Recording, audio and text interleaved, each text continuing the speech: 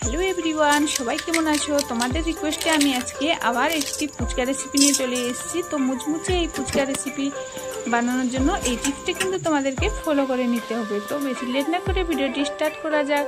তো फ्रेंड আমি এখানে মেজারমেন্ট কাপে 1 কাপ সুজি নিয়ে নিয়েছি, সেই কাপে আমি 1 কাপ आटा নিয়ে নিয়েছি আর খানিকটা খাবার সোডা দিয়ে আমি এখানে মাখিয়ে নিব। তো নরমাল জলে আমি ডোটাকে তৈরি করে নিচ্ছি। তো একটু একটু করে জল আমি দিয়ে এখানে মাখিয়ে নিচ্ছি। তো তোমরাও এইভাবে টিপসটা ফলো করো, আশা করি মুচমুচে ফুচকা বাড়িতে তোমরা অবশ্যই ট্রাই করতে পারবে।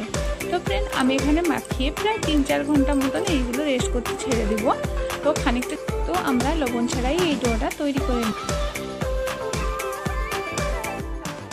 এখন আমি 3-4 ঘন্টা পর প্রায় চলে এসেছি फ्रेंड। এখানে আবার একটু ভালোভাবে মধ্যে মধ্যে করে একটু আমি লিচি আকারে বেলে নিয়ে এগুলোকে গোল গোল করে একটা ঢাকনার সাহায্যে আমি কেটে নিয়ে সবগুলোকে পেপারে একটু ছড়িয়ে কিছুক্ষণ রেখে দিব।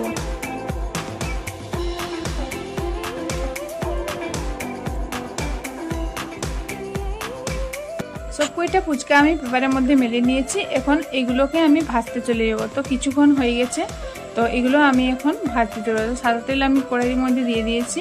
এখন একটা ফুচকা আমি ছেড়ে দিয়েছি। তো তোমরা দেখে বুঝতে পারছো ফুচকাগুলো কি সুন্দর ফুলেছে। তো কিছু ফুচকা ফুলবে না, ওইগুলো তোমরা আরামসে পাপড়ি করে খেতে পারবে। প্রথমে হাই ফ্লেমে রেখে তারপরে লো ফ্লেমে রেখে এগুলোকে ধৈর্য ধরে একটু ভেজে নেব, দিলেই মুচমুচে ফুচকা বাড়িতে তৈরি হয়ে যাবে। তো फ्रेंड আজকে ফুচকা রেসিপি যদি ভালো লাগে অবশ্যই একটি লাইক করে দিবে। পারফেক্ট এইভাবে ফুচকা তৈরির জন্য এই টিপসটা কিন্তু অবশ্যই ফলো করতে হবে। তো 10 টাকা সুজি দিয়ে আমি কতগুলো ফুচকা বাড়িতে বানিয়ে নিলাম তোমরা দেখে বুঝতে পারছো। তো এগুলো আরামসে সংরক্ষণ করে অনেকদিন খেতে পারবে। এত সুন্দর মুচমুচে ফুচকাগুলো হয়েছিল, তো একদিনে আমি এগুলো প্রায় শেষ করে ফেলেছি।